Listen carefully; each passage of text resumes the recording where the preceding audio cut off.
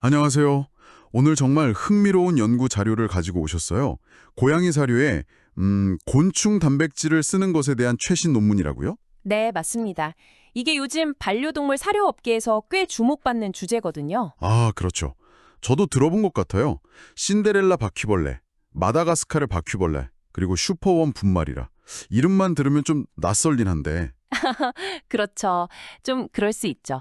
근데 이게 지속 가능한 단백질 공급원으로 아주 중요하게 떠오르고 있어요. 그래서 가장 큰 질문은 이거겠죠. 과연 이 벌레, 아니 곤충들이 정말 우리 고양이들 사료의 미래가 될 수 있을까? 네, 바로 그 점을 이 연구가 파고든 겁니다. 이 연구가 제시하는 증거들을 좀 자세히 들여다보면서 그 답에 얼마나 가까워졌는지 한번 확인해 보죠. 좋습니다. 일단 배경부터 간단히 말씀드리면 반려동물 수가 늘면서 고품질 단백질 수요가 엄청나게 증가했어요. 근데 이게 아시다시피 우리 인간 식량 자원이랑 경쟁하는 문제가 생기거든요. 아, 네네. 그런 문제가 있겠네요. 그렇죠. 여기서 이제 곤충이 대안으로 떠오르는 건데 얘들이 성장도 빠르고 번식력도 좋고 또 유기 폐기물을 단백질로 바꾸는 효율이 아주 높아요. 효율성이요? 네. 게다가 기존 축산업보다 에너지나 땅, 물 같은 자원을 훨씬 적게 쓰고요. 사실 흥미로운 건 야생 고양이 식단에는 이미 곤충의 한 6% 정도는 차지한다는 거예요. 아, 정말요? 그건 몰랐네요. 네. 그래서 이 연구는 이런 배경에서 그럼 인공적으로 만든 곤충 분말이 우리 반려묘들한테 실제로 어떤 영향을 주는지 그걸 과학적으로 검증하려고 한 거죠. 그렇군요. 그럼 제일 기본적인 것부터 좀 확인해 보죠. 고양이들이 이 곤충 분말 사료 잘 소화했을까요? 네, 아주 중요한 질문이죠. 특히 단백질이나 지방 같은 핵심 영양소 흡수에는 문제가 없었는지 그게 제일 궁금한데요. 네, 결론부터 말씀드리면 전반적으로는 큰 문제가 없었습니다. 그 영양소 이용률을 보는 주요 지표들 있잖아요. 네네. 건조물이나 유기물, 조단백질, 조지방 같은 것들의 소화율, 이걸 전문 용어로는 외관상 소화율 계수 ADC라고 부르는데 여기서는 곤충 종류나 7.5%를 넣든 15%를 넣든 유의미한 차이는 없었어요. 아, 그러니까 기본적인 영양소 흡수는 잘 되었다는 거네요. 그렇죠. 기본적인 영양소 이용에는 문제가 없었다는 거죠. 다만 한 가지 좀 다른 점은 있었어요. 그 곤충 껍질 성분인 키틴 있잖아요. 아, 키티뉴. 그건 좀 소화가 안 될 것 같은데요? 네, 보통 그렇게 생각하기 쉬운데 이 연구에서는 마다가스카르 바퀴벌레 분말을 먹인 그룹에서 키틴 소화율이 약간 더 높게 나타났어요.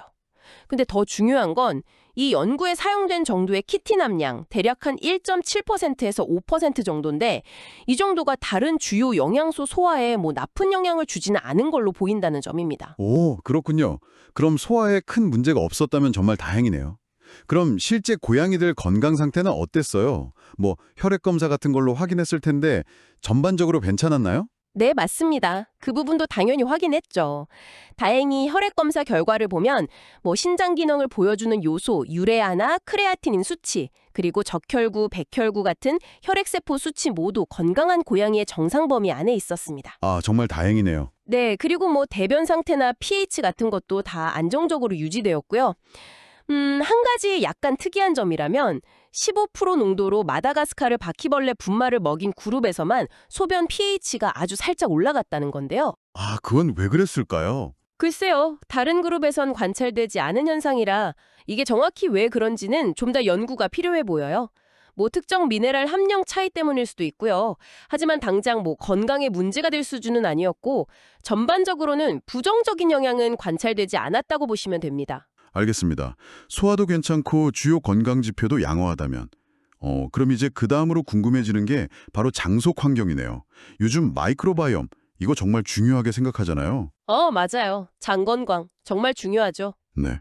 이 곤충 사료가 고양이 장내 미생물에는 어떤 영향을 미쳤을까요?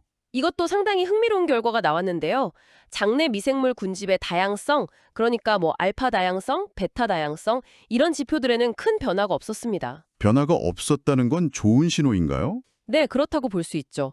곤충 분말 식단이 장내 환경을 급격하게 뒤흔들거나 교란, 디스바이오시스를 일으키지 않았다는 긍정적인 신호로 해석할 수 있습니다. 아하. 그리고 건강한 고양이 장에서 흔히 보이는 주요 세균 그룹들, 예를 들면 후벽균문, Firmicutes, 이나 의간균문, Bacteroidetes, 방선균문, Actinobacteria 같은 종류들이 여전히 대다수를 차지했고요. 그렇군요.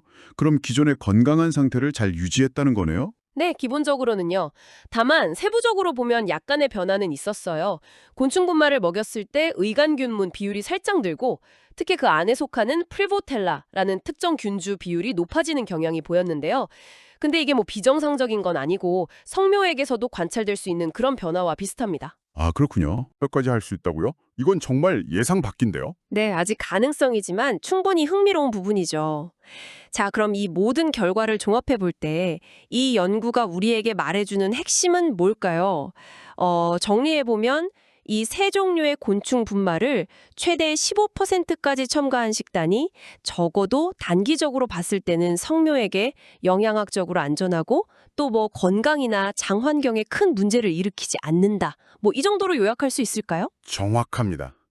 딱 그렇게 정리할 수 있겠네요. 그리고 이건 말씀드렸듯이 지속 가능성 측면에서도 아주 유망한 대안이 될 수 있다는 걸 보여주는 거죠. 네, 그렇죠. 환경 문제까지 생각하면 정말 중요한 포인트네요. 맞습니다. 반려동물 사료가 환경에 미치는 영향을 줄일 수 있는 그런 현실적인 가능성을 보여준 연구라고 할 수 있습니다. 물론 연구진도 명확히 언급했듯이 이게 단기 연구잖아요. 아, 맞아요. 기간이 중요하죠. 네.